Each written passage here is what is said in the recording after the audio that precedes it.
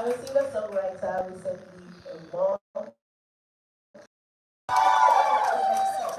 very West my music husband. I started singing at the age of 8. I hail from River State. I really got inspired by my dad. And I remember my dad took me to church one time, to join the children choir. And I graduated from not just being a member of the children choir, but being a leader of that department. And then I grew into becoming the leader of the youth choir. And I found myself recording songs, for people, doing background vocals for people they know. And then one fateful day back then in school, in reports, a friend of mine called and said, "Mercy, there's this competition I would love you to attend." I was really discouraged because at that point my dad wanted me to do like school full time, which I finally did. And then she said, "Go to Presidential Hotel, there's this, competition ongoing that I think if you go, you come out strong and all." I got discouraged because I had attended 3 different competitions and I won and they didn't give me like the prize they were supposed to give to me. So it really discouraged me and I said, no, I wasn't going to go for any other competition, yes. So when I went to this particular competition, someone walked up to me and said, "I see you winning this competition." Yes, and it happened in 2012. Meanwhile, I left for the competition without informing my family I was going for the competition. Because I had a particular brother who belongs to you. Every time you're going to sing, every time you're going to wait till the sing, you don't do for you. Right? So I also got discouraged by that. And then I took it upon myself to really believe the grace of God upon my life and what I carried. And I went for the competition. And they only found out that I went for a competition when we got to like top 12. They found out online. When we got to top 12, they all encouraged me. And by the grace of God, I had to be the winner of that particular competition in 2012. And today, Mercy Chinwo by God's grace is a household name because I chose to believe in myself and I chose to believe that whatever I set my heart to do would definitely become a reality. Good evening, everyone. My name is Justin Adewa. So my own journey started when I served in a bank in Lagos. In my own time, law school was only in Lagos. There was no law school anywhere. Yes, so we had to come all the way from Jos to Lagos, and after that, I got posted to a bank in Lagos. I admired the lawyers. I served in the legal department of the bank, and I admired the lawyers. And I thought, okay, is this what I want to do? But my parents wanted me to take the line of becoming a judge. Yes, so in no time when the year ended, the NYC year ended, my dad said to me, "You have to come back home. You have a job waiting for you in the Ministry of Justice." So I went back home to the Ministry of Justice. And as problems will have it, one day I just got a letter that I should come and have been offered a job in that same bank that I served. And it became the form of what between my father and my mother. My mother wanted me to come, my father didn't want me to come. First, I'm a woman, I have to be in jobs so that I can meet men around my area to marry. You all know it, I'm sure. And my mother said, "No, let her go. She can marry from anywhere." My mother was quite open. And then I started crying. I won't eat. And my father said, "Okay." He woke up one day. "You're going to Lagos. Get ready." I did not know what to do. I was so happy. I was singing, dancing, everything. And then I came to Lagos to serve in that bank. And as I walked in the bank, I noticed that my work was being recognized. And they were all amazed and they said that, "Are you true? People here in the South, let me put it this way, think that those of us in the North do not come out, first and foremost, and then secondly, a lawyer, a woman. Justina, how did you do this?" So, and you seem to understand what you're doing. You didn't know that there are intelligent people in the North. Yes, those were the kind of things that I heard there. But then they fell in love with you because when you give me work, I will do it immediately and return it back to you. And it was good. So I got my promotions almost like every year, every other year, until I got to the top. I think that's yeah. So when we continue the discussion, we will hear more. Thank you very much for sharing that. Good afternoon, everyone. My name is Shala Shaki. I'm a chartered accountant with about 23 years of experience. I like to call myself an accountant from three continents. As I'm a fellow of ICANN, as I'm a fellow of ACCA in the UK, and I have CPA from Canada. And I'll tell you why I'm saying that story. Because in the earlier days of my career, you have thought that as a chartered accountant, you sort of have all our finances in check. But the reverse was my case. I was always in church. I would call out each time there was a call for those who had to leave home. Because I thought I had spiritual problems. 17 years ago, I was living with a video. And I didn't know when the video was going. You know, the very things that I wanted to become a very fantastic accountant. I wanted to travel the world. They weren't just working because my money wasn't money.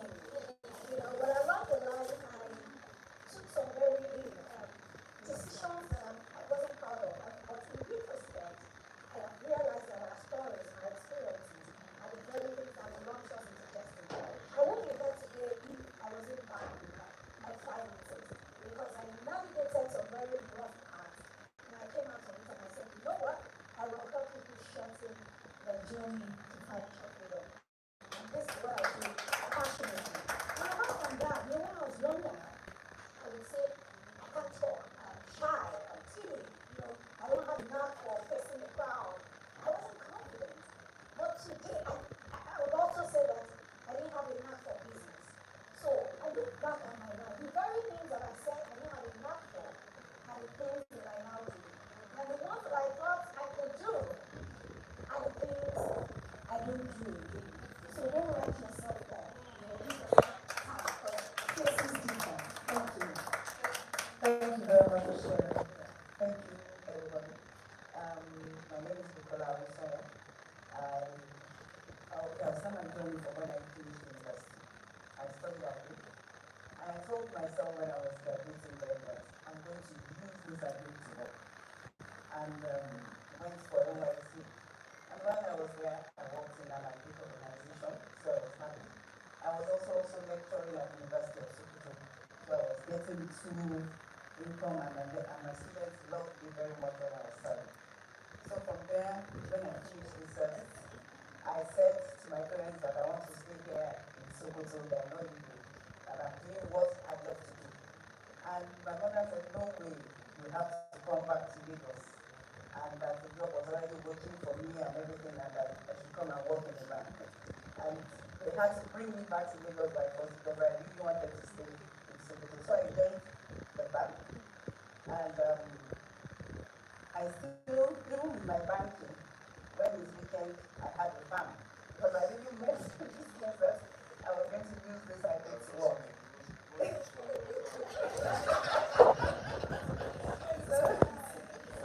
I did that for some time, but after some time, work and that didn't go together, so I had to leave the family. And I kept on working in the bank, moved from one bank, went to another bank, and every bank I worked, I always got awards as best working staff. They have problems, they give it to me, I solve it, and that was how I started moving on. I worked in various departments. Any department they want to move me from, the MD has to intervene because people say, no, we can't leave, I should leave this department, something will happen, and on and on. And then when I got to the last thing that changed me, one day my MD called me and said they want, the CBN said they wanted to set an department in the bank, and he said it is me they want to put there. And I was wondering why me, that and the qualification and everything they wanted, I was not even, I didn't fit into it. There was more seniors that had that role, but he said it's me that should be there. So he said nobody must complain that she has to move, and that was how I moved there. And moving there, I just remember that I had said it from the beginning and see how God ordered me to work in that thing I wanted to do. And I became the head of the bank. And it was like getting there, God just opened doors and helped me to do a lot of things. You know, somebody who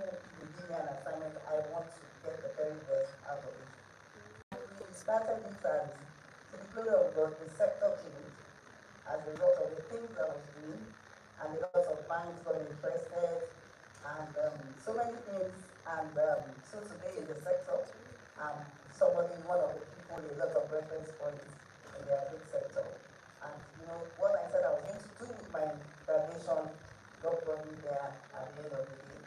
And I'm still growing in leadership, and where I am today has also been by the grace of God as an executive director. Thank you very much. Thank you very much for sharing such beautiful stories. I mean, seeing the transition from where you started, what some of you usually had in mind, it's just so beautiful to witness what you become today.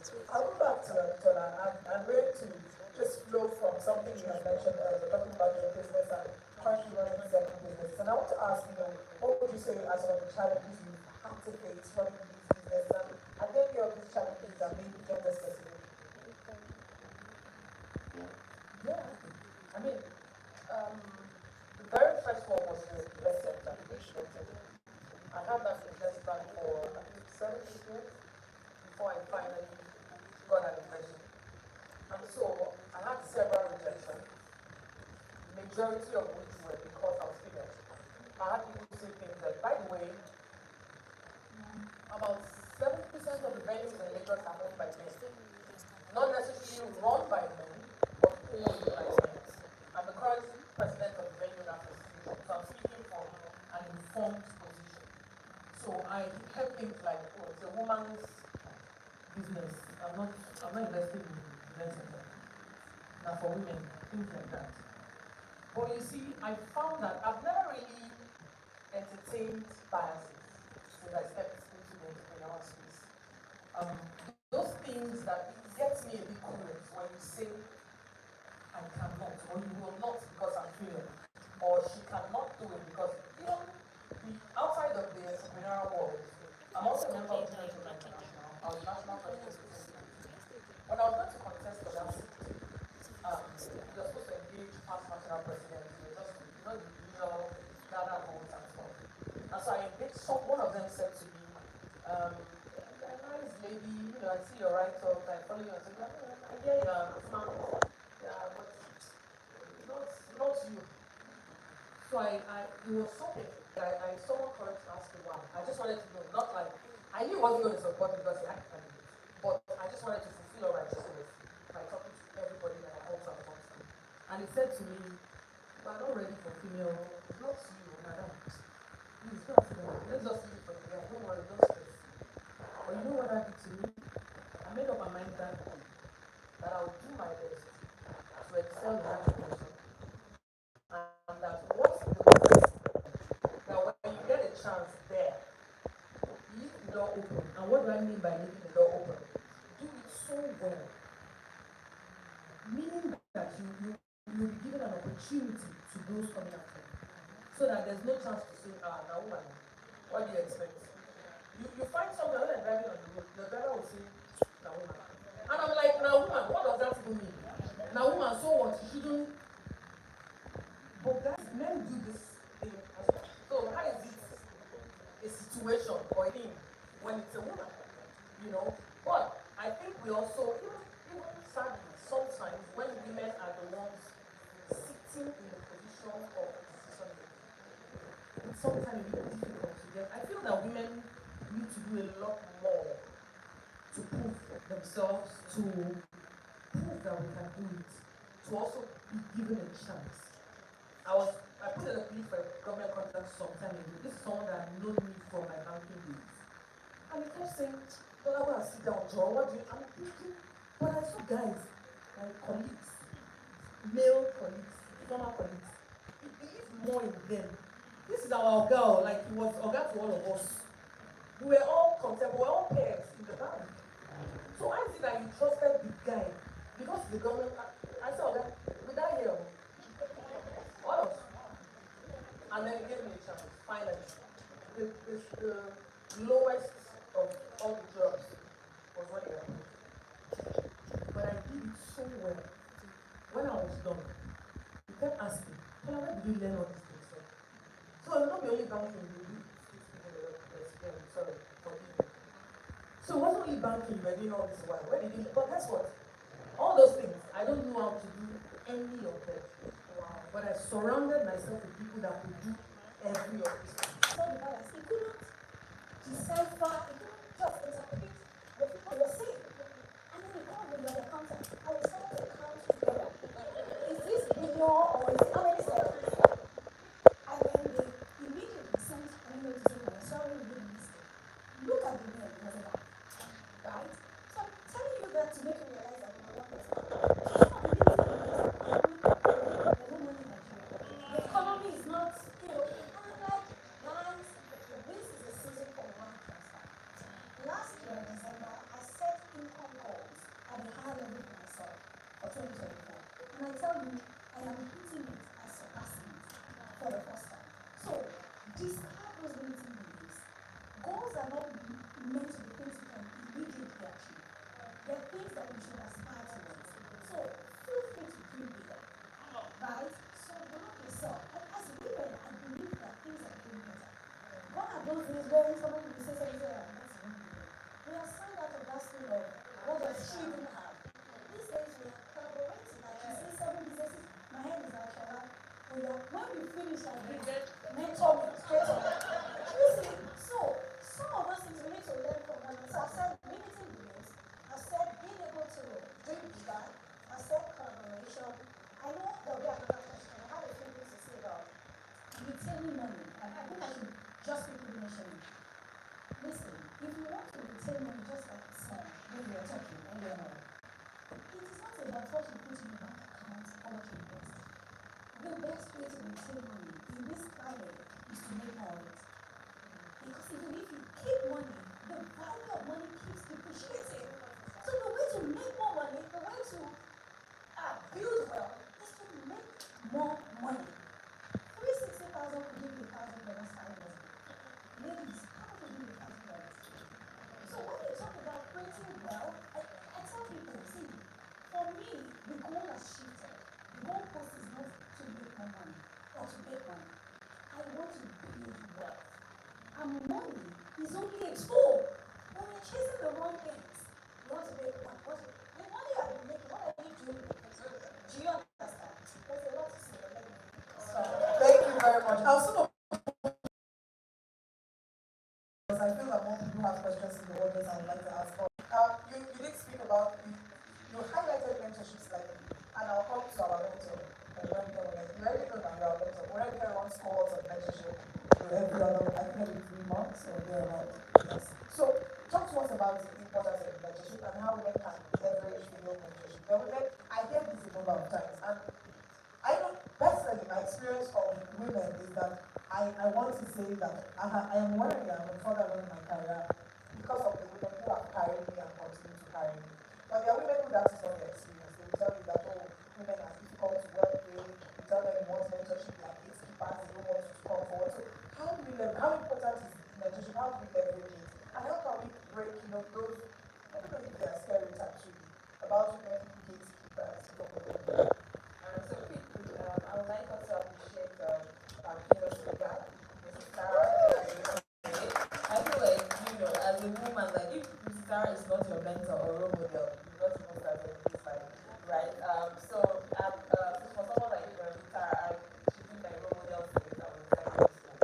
And so even though I don't met her, right, so I used to dream that she would do my makeup. Unfortunately for me, by the time it was time for my wedding, she was no longer doing makeup herself. But then you look at women like that, you look at women like Yamashita, you look at women who are doing amazing, and then you believe in yourself that you can also achieve and even surpass. So that's like the role of mentorship. And then I also feel like, the role of mentorship also shortens your years, right? So if a mentor has done something, say 5 or 10 years, the guidance, should be able to shorten that length of time. You shouldn't be doing 10 years with a mentor has done 10 years. So those are some of the things that I've learned. And for me, either by books or by physical connection, I will always, have mentors. And I usually have mentors in different areas of my life, right? In career, in marriage and relationship, in finance and investment and all of that. But then I also understand that mentorship sometimes can be a bit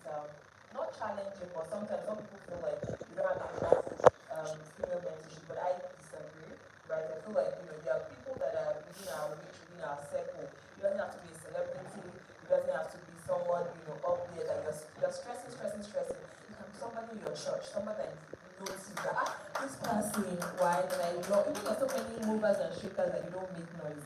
If you see sometimes, you go to an organization and you see that this person, in fact, that one is not too far. Sometimes even your mother can be your mentor, your sister can be your mentor, right? Even peer to peer. You can even have colleagues, you can have friends that you know that this person is correct. Please come and mentor me. In fact, now I really have friends that will say, very mentor. Even though for me, I feel like, how do you expect to mentor? You're just colleagues. And but now I've already put that aside and say, let me just understand the value that I will bring and so I will do that. So you can get diverse ways. Don't just think that mentorship is a big thing at the until I see Child Fela or until I see Michelle Obama, I cannot have a mentor. There are diverse ways in which you can, and I will always advise and advocate that you at least have somebody that you are accountable to and someone that you look up to that is also guiding you in the journey. All right, thank you very much. So now I'm coming to my legacy. Let's talk about you rose literally from the top, from the bottom to the top. I think it's a dream that started from the bottom now. If I remember my best like I graduated with first class from law school. So you literally rose through the ranks and worked your way to the top. What would you say are some of the key mistakes that women make, female executives or aspiring executives make? And for women who are looking to aspire to this position where you are, who are looking to take on leadership roles, what are some of the very key skills that you must acquire to be able to get there? Okay, thank you very much. I can sit down and evening, but the first point I'm going to make is what she told us. And if you want to aspire to be a leader, first and foremost, you must know yourself. Self-awareness. How many of us know ourselves? If you want to lead, you must know yourself. If you don't know yourself, you cannot lead others.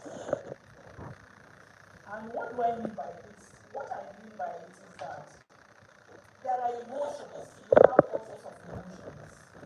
I had a boss, I just mentioned this. I had a boss that we used to carefully watch in the morning, especially before you can go to her. When you greet her, first time she just answer with what is it about the man? Yes, and then you just withdraw to go into your chair. Sometimes she will not answer. But there's nobody that I cannot work with. Why? Because I developed my emotional intelligence. That's the second point of the leader. You must be able to manage your own emotions such that when you encounter the other person's emotions, you are able to manage it to excel. So when we get to the office, nobody will be able to go to one and get her approval for the work to move. But I can do it. I will do it. And manage her emotions. What will give her some few hours to cool down and we will move. And when I get there, she cannot turn me back. Then that leads to you knowing your onions. You must be competent. You must know what you're doing. It's very important. It leads again to be innovative. Are you creative? Do you think outside the box? These days idea is no longer trying to think outside the box. Get rid of the box. What can you do differently to make an impact? So you must be constantly thinking. So, in fact, in this generation, so many things have been making this. How much do you leverage technology? Especially for those of us that are lawyers, that is the kind of work that I do. I was company secretary to the council of the bank before I started. Now we have tools, artificial intelligence tools that within 2 hours after your meetings, and you know what all it is that can produce minutes. So by the time you review it and you plug in some certain things and you send it to your MD or to your chairman, you will think you are a magician. Yes, how would I have sat in a meeting for 4 hours or 5 hours and in 2 hours the same day I'm getting a draft of the minutes? So as leaders, if you want to, your response time must be top notch. Then do you when they give you work, do you shy away or do you do it such that they will come back to you to say this is wrong, this is not this wasn't what I was expecting? You do it such that when you give your work to your boss, he will find no mistake, or if he does, it will just be a minor thing. He will say to you, go clean this and bring it back to you. And you know, in the industry, banking industry, like it or not, there's competition. It is who does it well and does it fast that gets what that gets the thing done, that is appointed or is nominated or gets the business.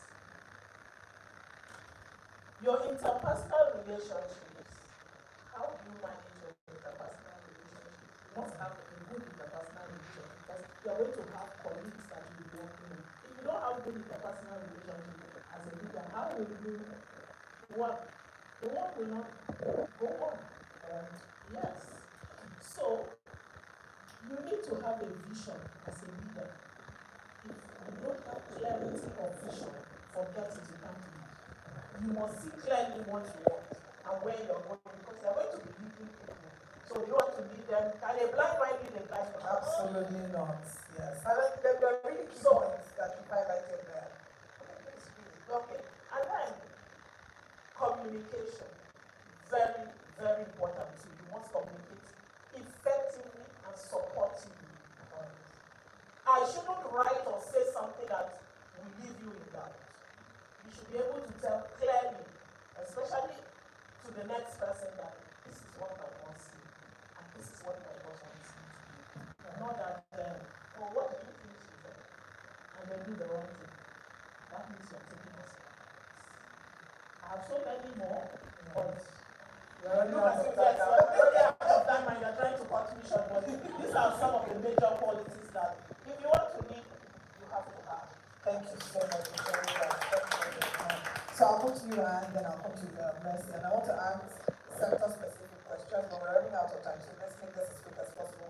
Are there still opportunities for women in the agri sector? And if yes, as quickly as possible, what areas do you think women should start to look out for or look at? Thank you. There are opportunities for women in the agri sector. I'll tell you that the first soluble factory in Nigeria, not even Nigeria, in Africa, is by a woman in Nigeria. She started with cassava, planting cassava, then she moved into processing it into cassava starch. And then from there, she saw an opportunity that there is no sorbitol produced locally in Nigeria. They import Nigeria into the country. And we are talking about backward integration. What can we do? How can we depend less on foreign exchange? And she set up the first and only sorbitol industry in Nigeria. And she's doing very, very well. So the opportunities are enormous. There are so many women doing things in the agri sector, whether it's in poultry, it's in crop production. As of today, there are a group of women who are into mechanization. They drive tractors and use it as tractor as a service. In the country at the moment, we don't have enough tractors.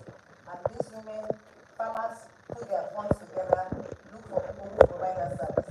At the end of the day, because they have enough, they return their money. There are women who are providing it as a service. We have inputs. In the agri sector, there are subsidies. So we have inputs. People in that input sector, you don't see a lot of women there. You see men. There are the men who provide the fertilizer, they do a lot of things.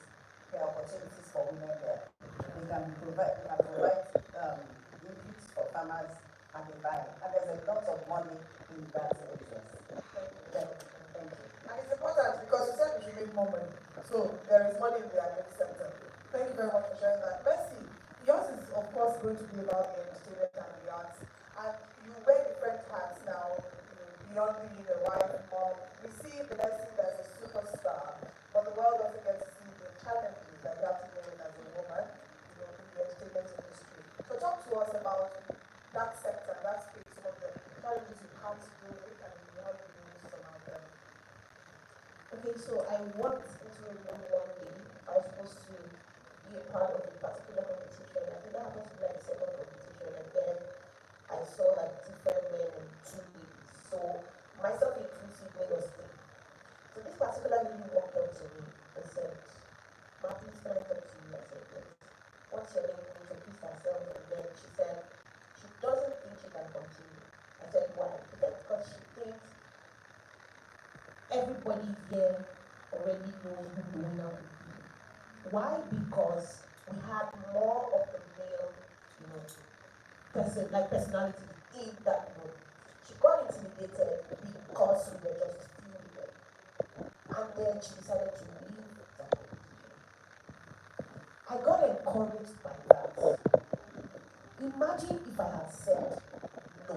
If I had said, okay, I wasn't going to continue, that process because somebody gave up.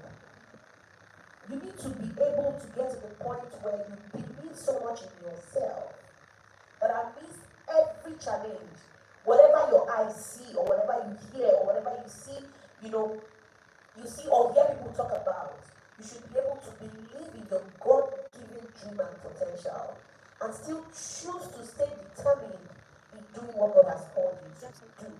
I've been in different places where people say, maybe that short girl, what did she want to say? It is really not by, your shape, your body, or whatever you think people, have said about you. It is about what you believe and how well you portray yourself, how well you do what God has called you to do. Now, imagine us going into that room intimidated. Imagine us going into the room and we feel like, because we have more of the male in this room, we want to perform. And it turned out great because the both of us, like the lady, after the first lady left, I happened to do the competition. It turned out well. The second lady did so well, and she was asking me, "Where's the other lady? Where did she go to?" Now she gave up because she saw like the male, personality there and all of that. Imagine you facing a particular challenge and then you're being discouraged because of what you think people are saying about you, or because of the status of the people seated there. You need to pick up yourself. First, you need to believe in yourself. You need to work on yourself. You need to become a better version of yourself daily by practicing daily and doing the things that you need to do to get to the top. So I hereby encourage you to be the best at what you do and never be intimidated by what people say or what men do.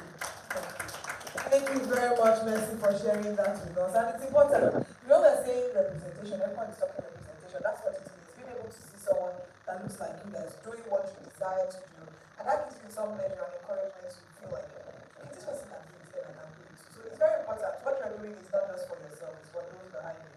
We're going to take maybe one or two questions before we call it a wrap. So does anyone in the audience have a question? We're fast running out of time. We want to wrap things up. Does anyone have a question? Going for the first time? Going for the second time? Online? Does anyone online have a question as well? Okay. I think my final question, and I wanted to ask Mercy this, because showbiz is a very important, and entertainment is a very important part of shaping narratives and perspectives and telling stories. How important, or what is the current reality when it comes to like women and being there for each other in the entertainment industry? What's the picture? I mean, we have a picture that we see, and there's a story about how a number of women don't support themselves in the entertainment industry. So give us a picture of what it is and what it should be. What is not a representative of what it should be. So talk to us. Women supporting each other in the entertainment and the arts. Okay, in the art and entertainment sector, I would say we are really doing the best we can by loving ourselves daily, collaborating with each other, and supporting each other. I've heard, people say, "Oh, in the gospel sector, we don't support ourselves, we don't do this, we don't do that." You are the one not seeing it. I get to see people, post pictures of, events, post albums, post the things that you do daily. That's another means of supporting ourselves. And then collaborating with one another is another means, where we get to support ourselves. Aside that, loving ourselves genuinely, giving our time, encouraging one another. I mean, you must have been discouraged, maybe by circumstances, or maybe you've had a bad experience in time past and you feel, these people don't get to support themselves. I am here to encourage you and to let you know that we genuinely love ourselves in this industry. And I can see through our eyes that even after we leave this room, we will continually support, encourage, and uplift ourselves. Thank you so much. And we've gotten one final question from our online audience, and that's going to be you obviously have to answer. What are the opportunities that women can explore if they're looking to invest? So the people who have money and don't know where to start from, they don't know what to do. So what are the opportunities that they can explore? Currently, we have to consider the state of the economy. We're dealing with inflation, we're dealing with a lot of devaluation issues. I would say, number one, understand your financial situation, understand your age, understand your risk temperament, and understand your goals before you invest.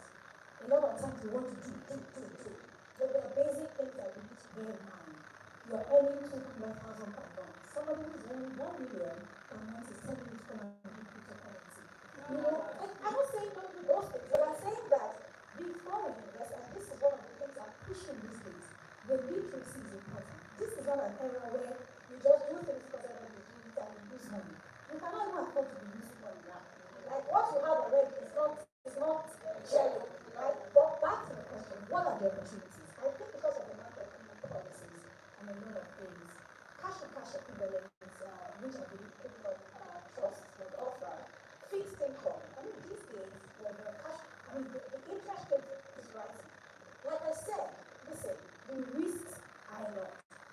The cash that you can see and you can defend it. Wait for when the economy recovers and then you want to start doing all of those risky things. So I think hold your cash, put it in vehicles that will help you preserve. Either in Ireland, but these days it's even hard to say whether you should invest in dollars. Because number one, to change at 1,007 or 1,008. But for example, Treasury bills sold yesterday about 21%. Crazy.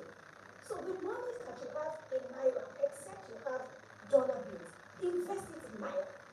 If you have dollars, invest it in dollars. I'm sure there are fixed income products that will help you leverage those funds. So what have I said in essence? Don't be in a hurry to invest. Hold your cash. Get literacy. I'm sure there will be PremiumTrust people going around intimating us about cash and cash equivalent, stock, mutual funds, fixed income that you can do. A bit of equities here and there for those who are younger. If you're in the 20s, you can play in the equity market for a long time. But you can't be 55 and they say you're not going to be buying stocks and cryptocurrency. Like literally, you don't have control over the market. So weigh your risks. Real estate these days, you can collaborate to do a lot. I possibly can't answer this question now, but I am saying consider the money you're making or you have. Consider your goals. Don't use your rent money in stocks. When by next year you don't know how the stock market will be doing. Consider your risk temperament. Are you conservative? Are you moderate? Are you aggressive? And consider your, what's the last thing? Your age. But finally, speak to a financial advisor. Follow me. Get it right. I will consult for you. Thank you. So just want to add, there are opportunities, like I said, local. You have to know the time to enter and then the time to exit. For example, I'll speak to the agri sector. The inputs that I mentioned earlier, you know that off-season like this, the input price is low. A lot of people invest into it now, and then when the farmers start planting, they have made over 1,000 of what you put into. So once you understand the market, there are opportunities to make business clear in the country. Once you know the entry points, the exit points, you will make money.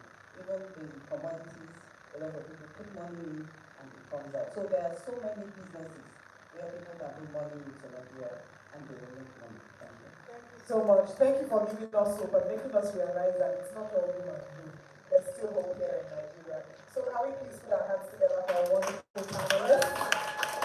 You can make the applause louder. Thank you for the gems that you have dropped this evening, and we look forward to ask them later, and then hopefully, if there are questions that you haven't been able to ask, we can then take it further from social media. But thank you very much for your time. Thank you very much to Premium Trust Bank. I wish you could ask better for Premium Trust Bank, and I will now hand over the mic to our able compare. Oh yes, a group photograph. Please. All right, so whilst the panel session was going on, we had the honor of having the MD CEO of Premium Trust Bank walk into the room. He's also the executive sponsor of this event. So if you're enjoying yourself, if you're having a great time, clap really loudly. So our next chair, we will invite bigger and better by the grace of God, Mr. Emmanuel Emefiene. That is official name. Me, I knew as Pastor Emefiene. Oh, please can we celebrate him? Also, you sir, celebrate him. We'd love for you to please join the picture of the panel as well. Is it okay? I think we should come down so we can see the board. Thank you, sir.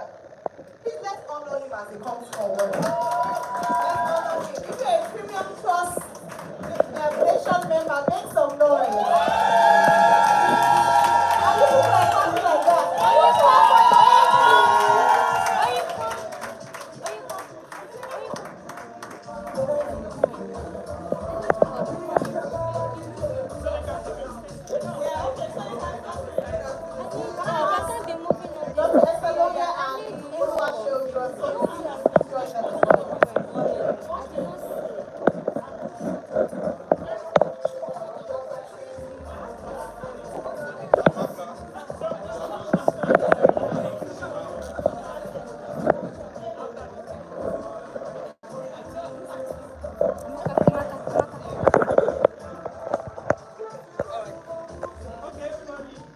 Everyone say Premium Trust Bank! Premium Trust Bank!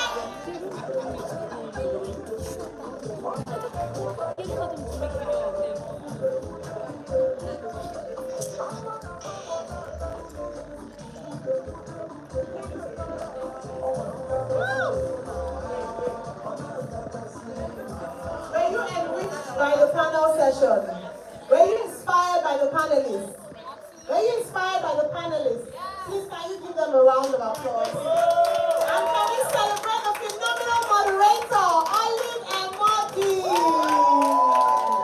Host to the most, the best, that is the finest in the game.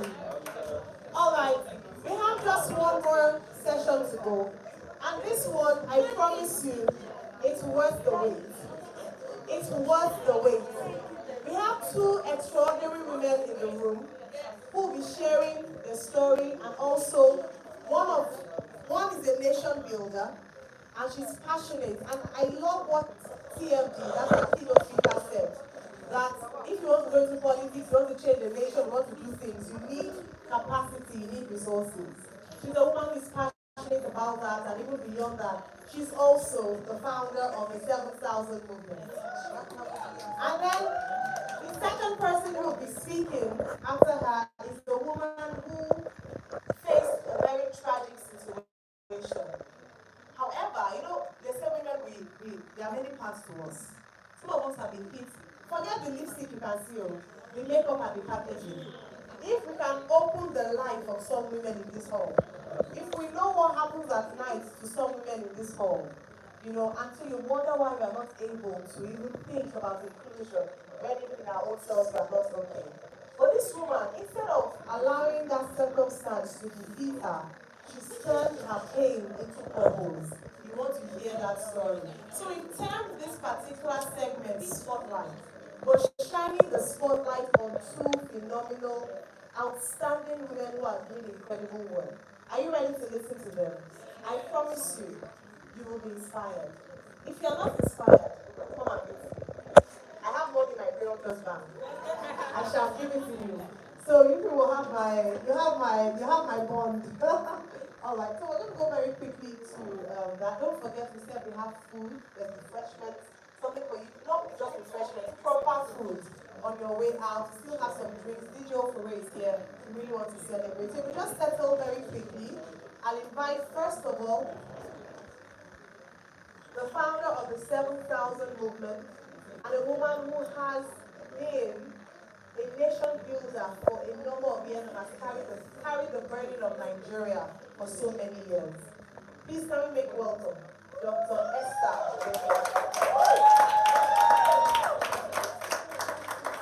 Hello, hello. Good evening, my dear PremiumTrust Bank family. Please have a seat. With the limited time that I have, I would like to share my story. And the headline is How I Survived a Plane Crash, Forgave Nigeria, and then became a nation builder. Right, so I knew that would get your attention. So in a very short space of time, I would like to share my story. Now, it is important to note that every day, in every way, we are faced with reasons to need to forgive our country, right? Nigeria finds ways to break our hearts on a daily basis. However, as the keynote speaker intimated, we are on purpose for purpose. And we get to a time in your life where you have to ask the question, why on earth am I here? So I was born into a single parent family, which is important because I think that theory also alluded to that, right? Celebrating those who were carrying the burdens of raising a family by themselves. I was born into a single parent family, so I had a very strong role model in my mother, who instilled in me that there was nothing that I could not do and there was nobody that I could not become. And I think that if I was going to start from anywhere, I would like to say that to women, that you have more power and more influence than you realize. And you're able to shape generations in ways that you may not begin to understand. Now, in my NYC year, and I think there was I think one of the PDs that spoke about serving in Sokoto. I served in Sokoto in the airport as a duty flight announcer, which was called Landlord Sign Sounding. And this was in a space of time where, before my own plane incident, there were about 5 air crashes. There were 6 air incidents in the space of 18 months. Now, I was 21, full of myself, believing that I wanted to do what I wanted to do. And so for the first time, there are some of us that other people can be doing something, but they didn't do it. And the day that I took a flight without telling my parents is the day that flight crashed. I did not miss my flight. I did not arrive at the airport and the flight had crashed. I was on a plane that was in the air, came down, and I survived. That was the same thing that had the Sultan of Sokoto, his son, and his grandson. So it was the 29th of October 2006. Now, because of time will not permit me to go into the details of surviving a plane crash, but it has gone viral a couple of times, so I'm sure if you Google me, you will find a full plane crash testimony. Now, I survived that. Now, the 105 people on plane, when I got on the plane, only 9 survived. The 9 I survived, only 1 had no injuries, and that was me to learn about.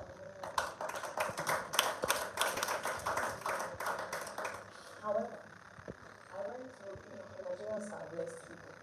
So when I came back home, people were like, oh, someone Jesus. Ask the Lord for your problems. Ask. And I'm just like, what do you want from me, God? What do you need? You need my firstborn, you need to go on a missionary journey. Like, what do you need? And so they didn't realize that all those, what's your purpose, find your purpose, was actually putting pressure on me. So I had what they call survivor's guilt for 2 years. And so I understand depression. I was the funniest person in the room, but I always bring things from a third party perspective. I'm looking back and I'm looking at what's funny, you're laughing. So it's not funny. It wasn't until November 2008 in my church at the time in Cardiff that I was just praising God, and I can't tell my story without God. Sorry, not sorry. If you have saved my life before, then maybe I can talk about it. But as the one that saved me, I have to call him. And so I was there in church, and I just heard God say, if you can accept the gift of salvation, which is life in eternity, without all the tribulations and pain of this life, then you can accept the second chance at life. And it was such a simple yet profound statement that broke the darkness of my life. However, I used to do something very stupid. And I do admit that it was stupid. I used to say I don't want to be known as the big Rashida. I want to be known for winning the Nobel Prize. I want to be known for the things that I do with my own strength. Like I said, very stupid. So, I mean, I had my first degree, I did my second degree, the third degree, and then I did a PhD, so I have 4 degrees. However, there was a hole, which was, why am I here? It wasn't until 2016 when I got my emotional healing, which was 10 years after the plane crash, and I continued that journey. Now, I used to say my passport was green from Zion because I didn't want to be in Nigeria. In fact, I told my husband that if you go to Canada on my own, this is something you know, they will roll out the red carpet. So imagine my surprise in the middle of lockdown when I'm brushing my teeth and then I hear, the Lord say, I want to do a conference called the 7,000 to inspire hope in Nigeria. I said, which particular Nigeria? Is it the same Nigeria that almost killed me or another one? But it was very clear. I knew what to do and he broke it down to me in a way that was actionable. I didn't realize that was going to take me on a journey where I first had to go in Nigeria. It took about 3 months before he now put the burden for nation building on my heart. So now people call me Miss Nigeria and I'm like, Father, I really do I'm following you. If you change your mind tomorrow, I'm gone. But I started to realize that I have children and I have lived in at least another country for almost 8 years. So I realized that no matter where you go, how you go, there's no place like home. You will always be a second-class citizen. I say this from experience. I know that your papers are American in Canadian embassy, but just take it from me. And then I said, what kind of nation do I want my children to grow up in? What do I want to be their role model?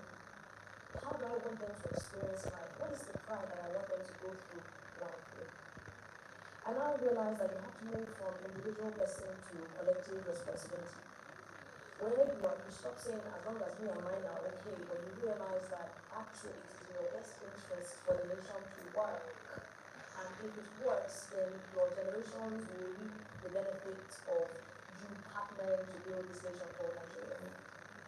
And so I have gone on to do several projects. And one thing I want to note, even as I round up, is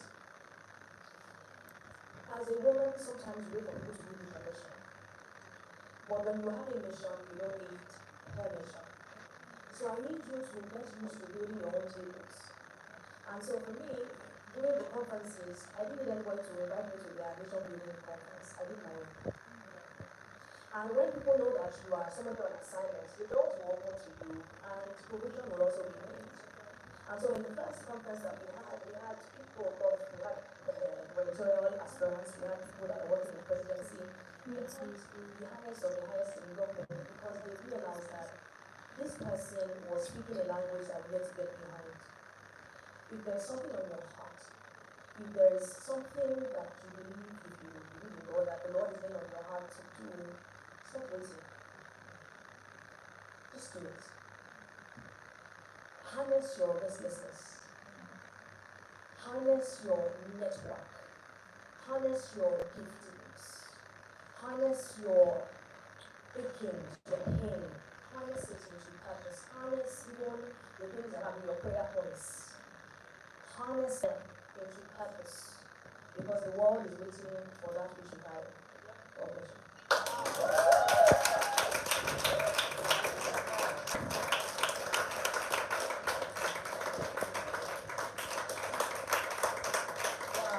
Amazing. Thank you so much.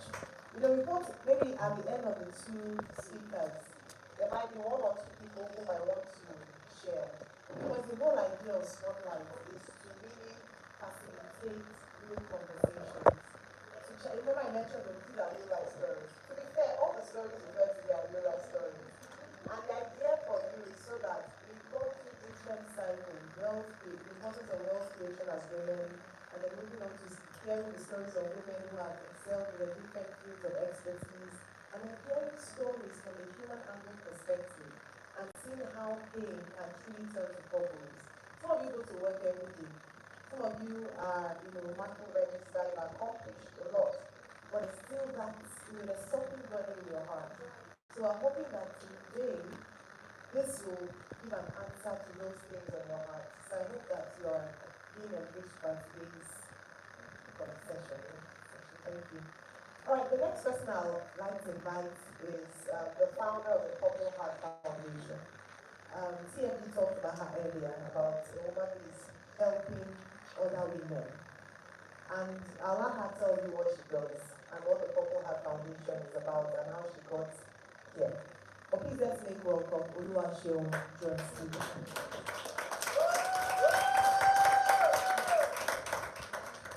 Thank you so much, everyone. First of all, I'd like to say what a huge privilege this is to be here with so many amazing people that I see on Instagram. I like their posts. It's so amazing. It's so amazing to be here. Thank you so much to PremiumTrust Bank for this opportunity. I'm so grateful. God bless you. Okay, I believe that I'm supposed to talk about pain birthing purpose. And I believe that pain can birth purpose. And it certainly doesn't feel that way in the beginning, but when you're going through that painful experience, I'll just tell you a short story of how I got here. So, 10th of July 2020, in the middle of COVID, my late husband was supposed to go somewhere, and he made a promise, I will be back in 2 hours tops. And as a woman of prayer, as a woman of faith, I already had a hunch about that day. I knew he was not supposed to leave the house. So I told him, today is Friday, stay with us, don't go out. But Patrick, anyone who knew Patrick knew that he was someone that loved to help. If there's something to be done somewhere, he's going. So Patrick, come, we need, okay. And he said, give me 2 hours. And that was the last answer. I remember what he was wearing. He was wearing a blue shirt, blue jeans, and his white and black Adidas sleeves. He had just gotten a haircut. In fact, I told him he looked really handsome that day. I had gotten other small chops I was going to surprise him with because Father's Day was a few weeks before that, and I couldn't afford it, and I saved and knew. And then I got a phone call. Oh, don't panic. When people say don't panic, don't panic. Your husband has been rushed to so hospital, and it was a hospital just beside our house. And the kind of husband Patrick was, he was a present father. He was a fantastic husband. I come from a one-parent household. My mom was a single mom, and so I got born again quite early. So when they start encouraging you in church, pray about your husband when you marry. So I took that prayer to heart. And Patrick was exactly the kind of man that I prayed for, present for our children, a doting husband, it was perfect for me. And I went to the hospital, and the person I saw was not the person I married. He was still, he had blood all over him. There was a stray bullet somewhere. A bank was moving money. He was cut into the crossfire because the armed robbers attacked the bullion van, and there was a bullet in the head. And then when I queried the nurses, why isn't he in surgery? They said, we don't have blood. So, he passed just a few hours before the children and I got there. And she talked about forgiving Nigeria. I first of all had to forgive the bank that was responsible. I had to forgive the policemen that were all around him because they were just there laughing like, oh, okay, come back, I had to forgive Nigeria. And I remember I wanted to leave. I wanted to go to Canada. I couldn't afford it. So, I had to stay. And that experience. And then I found that I was pregnant with our third child 2 days later. So, that experience, it changed me. I used to be very timid, introvert, like they call them. Don't want to talk to people, don't want to go out. And Patrick was the extrovert. I think he was an extreme extrovert. When you go out with your spouse and you're actually in the corner waiting for you to finish greeting everybody so that you can go home, that was the person Patrick was.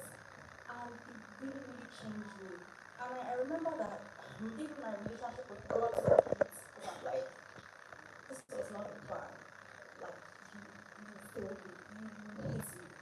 that. But I realized that the salvation that we were sold as teenagers was give your life to Christ. Everything is going to be right. Don't worry. Jesus has it all taken care of. They don't remind you that sometimes following God comes with pain. Because the pain will build you, the pain will make you better, it will refine you. That's what pain does. And that part of the Bible that says, because with widowhood, loss comes a lot of things, depression, suicidal thoughts and stuff. So when I would have those thoughts of, why not just kill yourself, just, go be crash with the eye. The enemy, whenever I would want to pray, the enemy would be like, you won't start praying. All the prayers that you pray, your husband like, everybody do. And I remember that scripture, many are the afflictions of the righteous, and then that thought will just leave immediately. If you are a new Christian or you're a Christian and you're going through things, salvation, in Jesus doesn't mean that you will not go through the whiplashes of life. Life is life forever. But I can promise you that if you trust God with your pain, God is so resourceful. He doesn't waste anything, including pain. So if you give it to Him, I promise you, God loves broken things. The things that people have said, this one is finished. You'll be like, oh, I've only just started. Just wait for me to finish this. And so that's how the Patrick Stephen Podcast Foundation was born. I started writing on my page because I looked around. In my family, there were no widows. My grandma is still alive, my grandpa was alive, everybody. And I couldn't find any widow around me that was not 70 years and up. So nobody could understand the struggles that I was going through. Nobody could understand that, widows go through a lot of societal stigma. Nobody was. I remember when the guy that used to repair our jets started asking me out. What's going on? You used to call me mama. Now you are trying to, things like that, struggles like that. So I started writing on Instagram, and before I knew it, people came out of the woodworks, widows from everywhere. People that are younger than me, 26-year-old widows, 25-year-old widows, and God has literally turned my pain into purpose. That was not the plan at all. And I always say that in the beginning, God had told me, one day you will be inspiring women, you will be talking to women. I would probably have said no. But, today, I can tell you that in 2 years that the foundation started, we paid 30 million naira in school fees for the children of the youth. 30 million naira. Not money that I had. We don't have like a sponsor or anything. It's crowdfunded.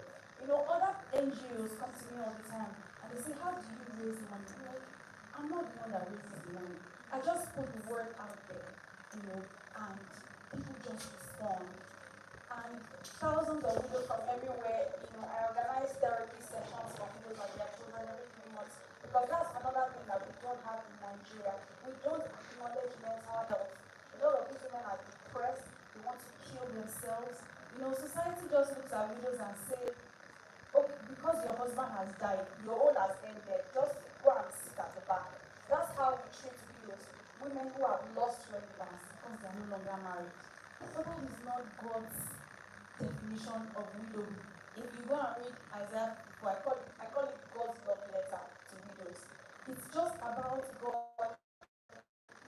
That there's a verse 4 says, it says, do not be afraid, do not be ashamed. It says, I will take away from you the sorrows of widowhood.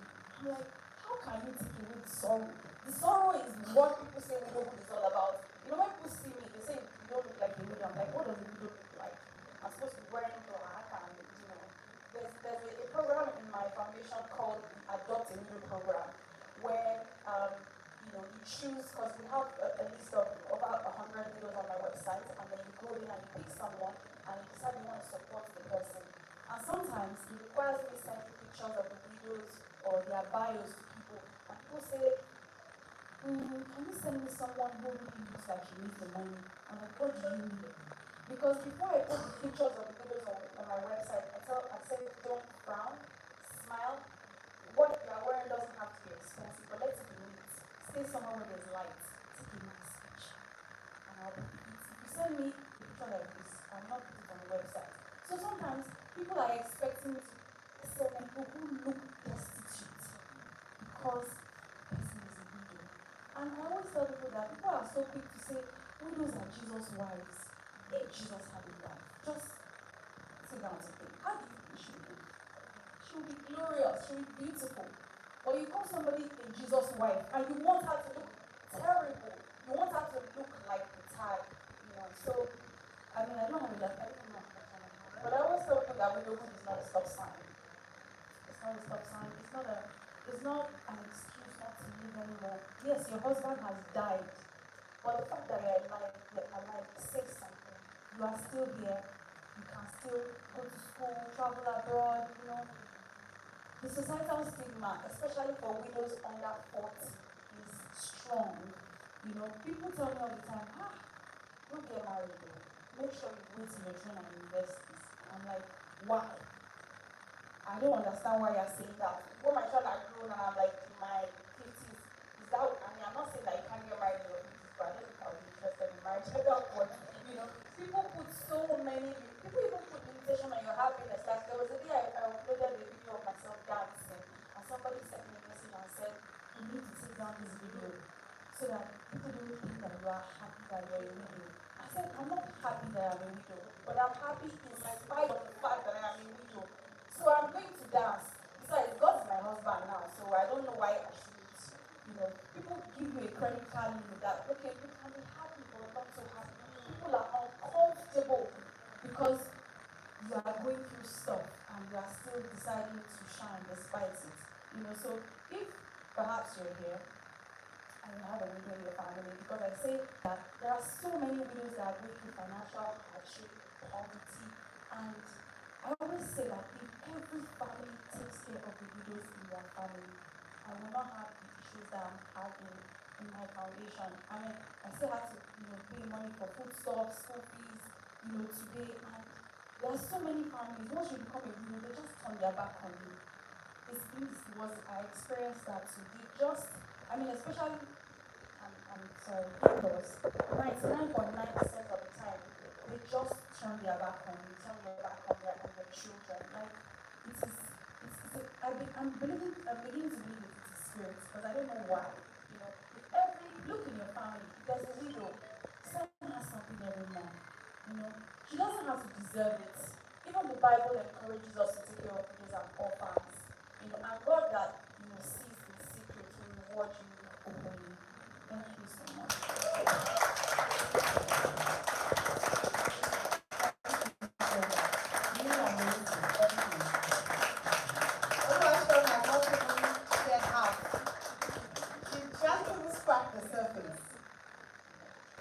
In January, I think she paid school fees worth 35 million naira. Almost 35 million naira. So she's raising funds for other widows. It's not like she has a house, a mansion, a car.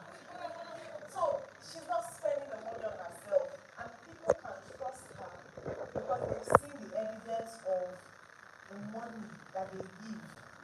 And the passion with which she's trying to raise the profile of widows to make sure that stigma. So, when you face something, you can choose to be in self-pity and just go in the dumps. But rather than do that, she's chosen that nobody else will have to go through what she has gone through. So the way she carries them on her head, you need to follow her on social media.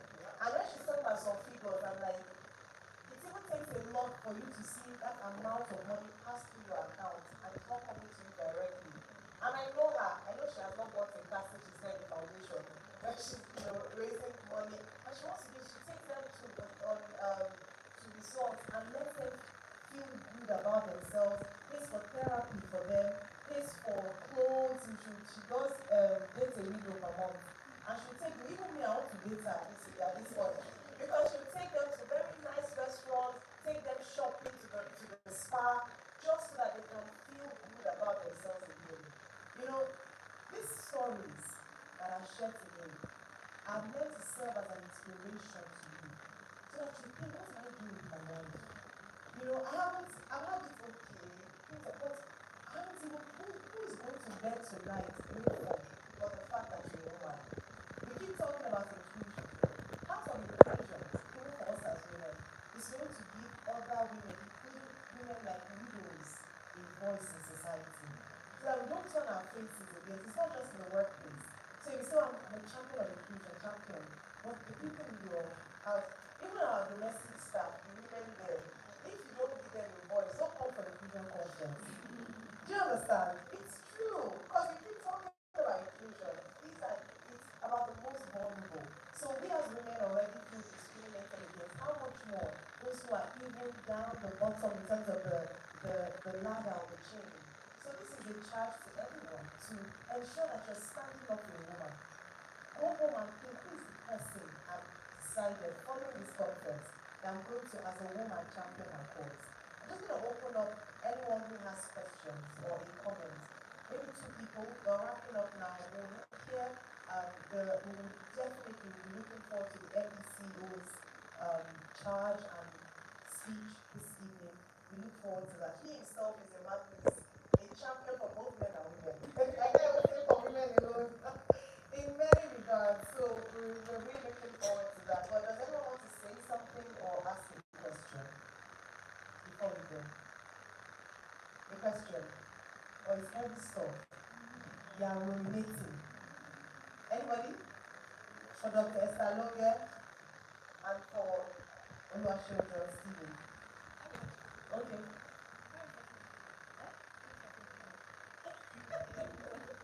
It's just the one that said you had the one. So I think I have a question for so I just wanted to ask what you guys have for women entrepreneurs to support their business. That's a good question. So Premium, I think this is just an opportunity to hear about PremiumTrust Bank. We have a number of visitors in the house, and for an organization, a bank to put on this event, it's not, we should just come and enjoy the majest. Let's also hear about what PremiumTrust Bank does. So maybe should I call Amaka or as a oh, brilliant. Okay, let her give us the opening prayer. So this is the stage for PremiumTrust Bank. What? And for us all. Because everybody should open an account. Do we have account opening officers? Yes.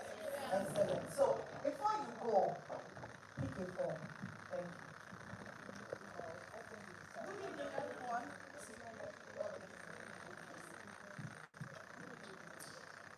Good evening, everyone. I'm sure we've had so much fun. Please, can we give all the speakers a round of applause? It's been an exciting evening. In fact, when I checked my time, I couldn't believe it's almost 6 p.m. And we are all still fresh, all still ready to take in more. Before I go ahead, please, I would like us to give a round of applause to our MD, our CEO.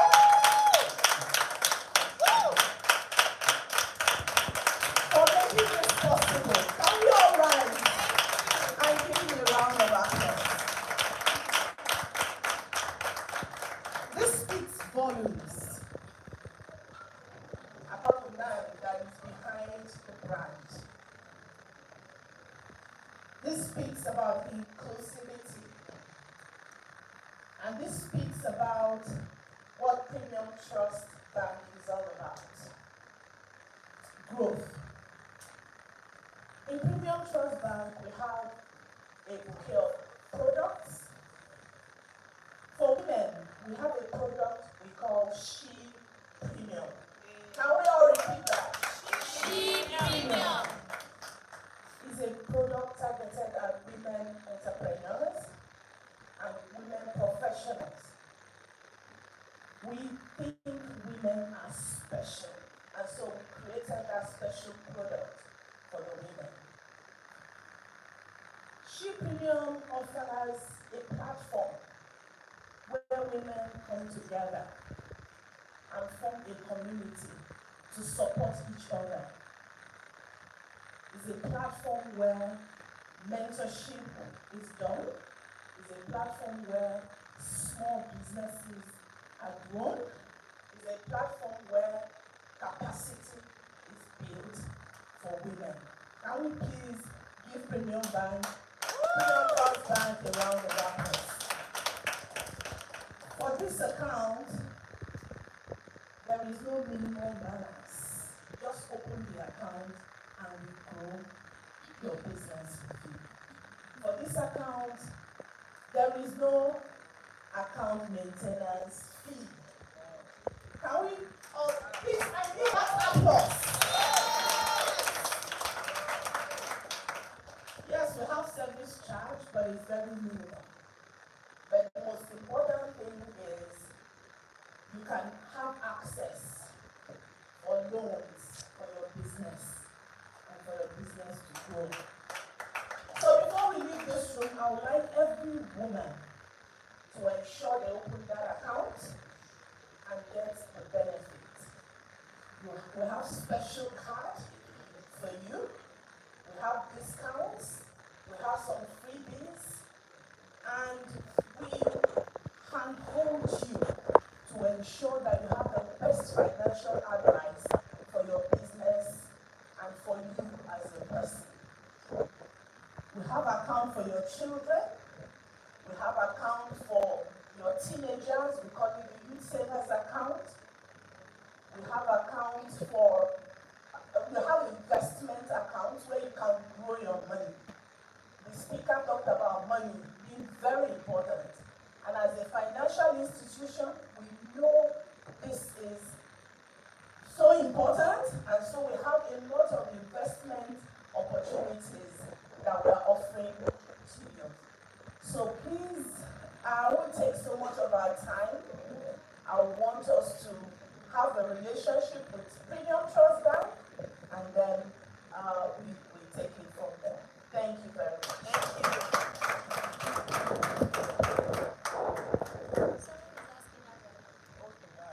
Thank you very much, Mrs. Neka Enan. Group Head, Retail Banking. Thank you. Any other question? I heard someone was asking. Who was asking? Okay, I think we're good. Oh, online. What did the person ask? Oh, how okay, so download the mobile app. I actually opened my Premium Trust Bank account using the mobile app. It's very easy, it's seamless, and it's very easy. So just go to your App Store or your Google Play Store, look for the Premium Trust Bank app, and literally you can open your account using the digital platform. Very, very easy to use. Okay? Very, very. So if you don't want to go into your banking hall, it will make it easy for you. Just download the app. All right, at this point, I think it's only fair to now invite to the microphone the man behind the. Use one of them, for this purpose. But we were considering Abuja, we were considering Port Harcourt. I said, no, we have to do it in Lagos.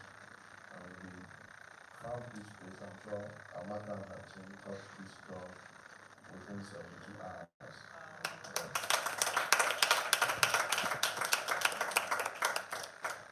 And it's because we believe in this house and we are so passionate about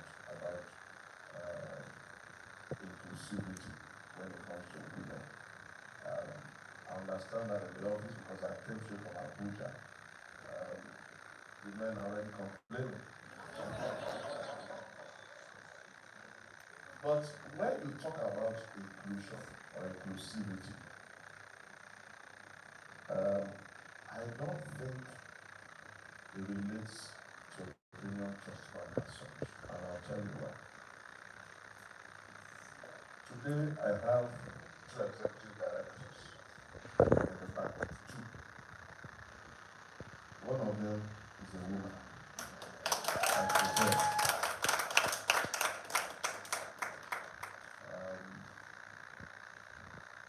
The chief people officer, who we refer to as the group head HR, the fellow who decides the person that joins the bank,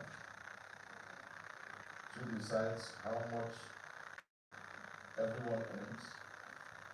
She hires and fires check this out, she will be promoted, is also a woman. Alani Martins. As I speak right now, I think she's in Kano, doing recruitment for the Kano branch. Now, the group head retail, the head man speak to us. Lake Island, she covers retail banking for the entire bank. She's a woman. The chief business officer, the person that covers and takes care of the bank's business in Abuja and the entire northern Nigeria. Uloma Chukwu is a woman. The chief audit executive that makes sure nobody takes money if you are caught. Be rest assured that she can summon you and even recommend you to be fired. She's here looking at me. She's a woman. Now the fellow that takes care of all of the branch network you see, there are many branches all over Nigeria. This year we're opening about 35. The maintenance of all of our facilities, what does she not do? Branch development, she's in charge of fleets, she's in charge of vehicles, she's everything. They call her group head corporate services, she's here. Then, when we talk about transaction banking, the cards, the POS, the deployment, anytime I'm traveling out, I must talk to her to enable my card so that I don't have issues. She's here, she's a woman. And then the person that, speaks to the look and feel of the brand, make sure that we are well positioned, in and out. The head of our strategy and branch, you all know her, Amaka, she's a woman. So, I can go on and on and on. I mean, the regional head of the Lagos business is also a woman. So, you have them all strategically positioned in the bank, and it's because, let's not forget, I have one of my directors.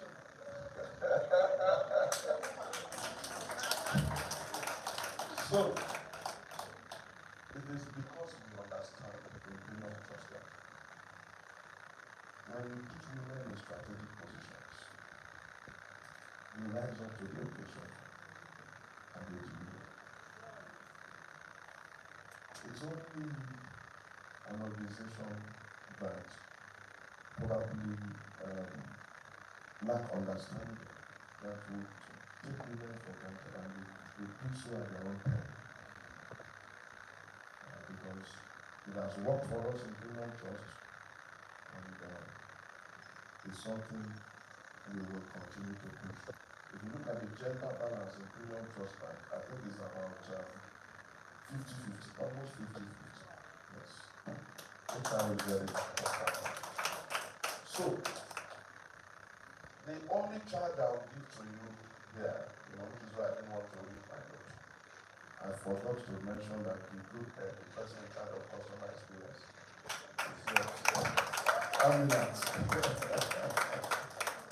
people are taking over the entire bank, so it's okay. But the chat here, we listened to all of them. We listened to the keynote speakers, we listened to the panelists, and heard some of the testimonies that were shared here. I think women should believe more in themselves. Someone spoke about performance. He says, when you perform, you open the door. People will only, when you want to deal with gender-related issues, or some people call it transparency. I've also suffered from that when they tell you come from this part of the country. So to that extent, you can't find the space in the system. The answer to such behavioral tendencies is excellence.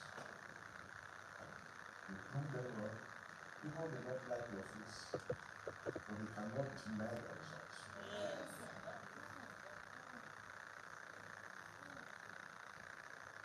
I rose to become MD CEO today, not because people loved me to give me that chance. I remember when I was in a PremiumTrust fund when we met with them. But at the point of the merger, I was about to resign because it was more of an acquisition, Sterling acquiring a PremiumTrust because they came from a position of strength and advantage. So I had suffered that, I had handled some restructuring, UBA, in Savannah Bank, in FSB Fidelity. So when it was to happen again in ETB Sterling, I said, look, we've had enough. I think with all of the things which are done, we can survive. Let these people go with my method. But at the second thought, I said, if these people are true to themselves and they really want to assess us based on who we are, what we can deliver, I think I have a chance in the system. Eventually, I was retained as regional business executive for South, ahead of some other persons that came from Spain. 7 years I worked executive. My region was the most profitable back-to-back for 7 years. When they were now determined who should come up to become executive director, because the then executive director in charge of the business was retired and there was that vacancy. I was just made a general manager about a year and a half. I had 5 general managers that were my seniors. 5. All of them sitting in Lagos. So they understand the politics, they know the people, they speak the language. I was the only general manager outside Lagos, sitting in Port Harcourt. When it was time to decide who should come that vacancy, they picked me from Port Harcourt to come over to Lagos and speak. Now, I'm telling you this to let you know that even when people don't like you because of who they think you are, you are disadvantaged, prove them wrong with your results. Prove them wrong.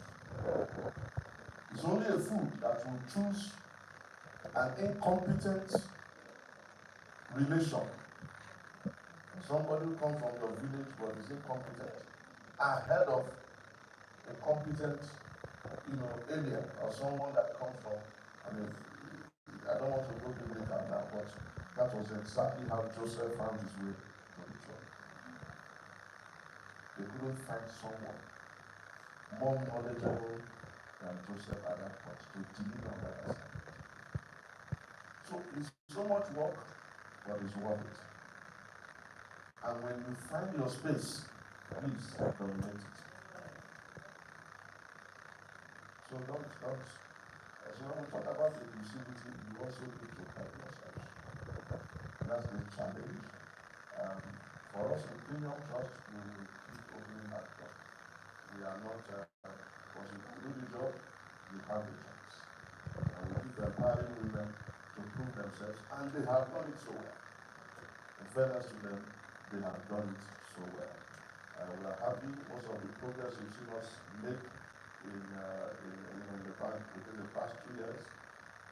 It's because the women we have put in places of responsibility, they have not disappointed us.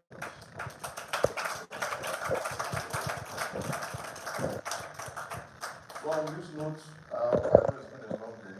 I want to wish every one of you happy International Women's Day.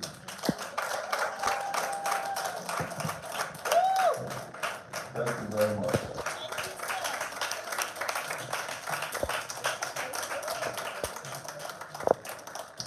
Thank you so much, Mr. Emmanuel Emefiele was so grateful. I think I heard, there's so many great things he said. That charge he said that he was giving 10% bonus for all the women and women. Well, let me add something. We are very hot on giving back to the society. It is something, in fact, we are trying to create a department that speaks to corporate social responsibility. I had a meeting today with some governors, and we're going to be partnering with them in that regard. I'm saying this because I was so touched when I heard you speak this evening, and part of what we stand for is to see how we support the less privileged and also impact lives. If you look at the vision and the vision of PremiumTrust, it's not all about making money. We will make money. We're already making money, plenty of money. Yes, sir. Yeah. They are the only bank in the history of Nigeria that has turned over to make profit in its first year. But we will consciously and deliberately, create that platform for the less privileged and see how much of impact we can make. So the rest assured will be reaching out to you.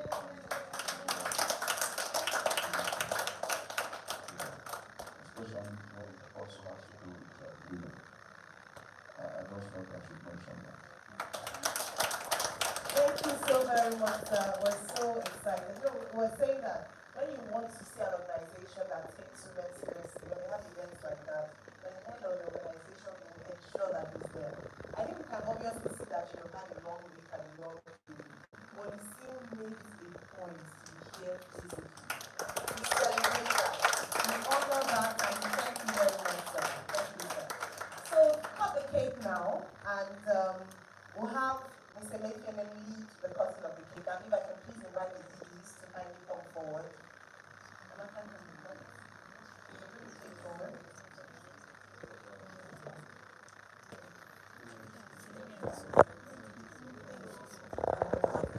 Can we please also ask the panelists, all our speakers, to kindly join the cutting of the cake as well?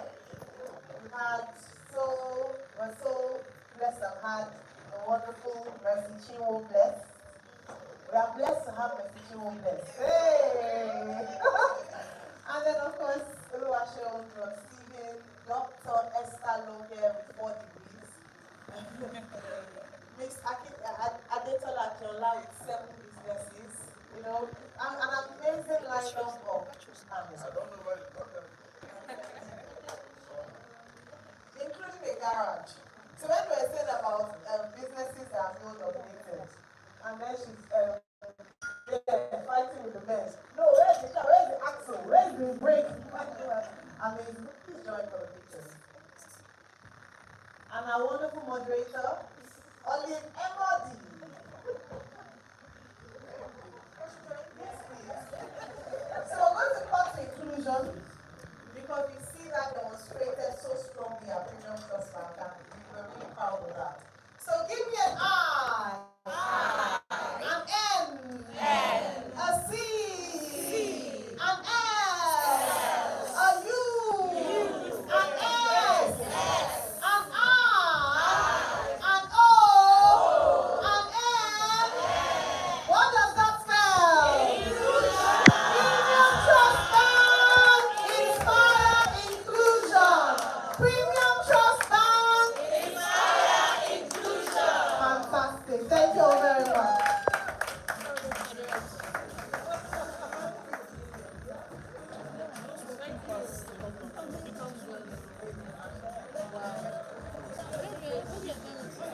All right. So we're going to just have 2 things to go, closing remarks and votes of thanks. And don't forget, we have food for everybody. So please, can I invite to give the closing remarks? Business with you already. Like, am I not here for my own job too? Abidemi Asumo for the closing remarks and call to action. This is what we're saying, inclusion. The lady who's in charge of the transactions and cards for international travel. And then we'll have the vote of thanks by Amaka Wanzi.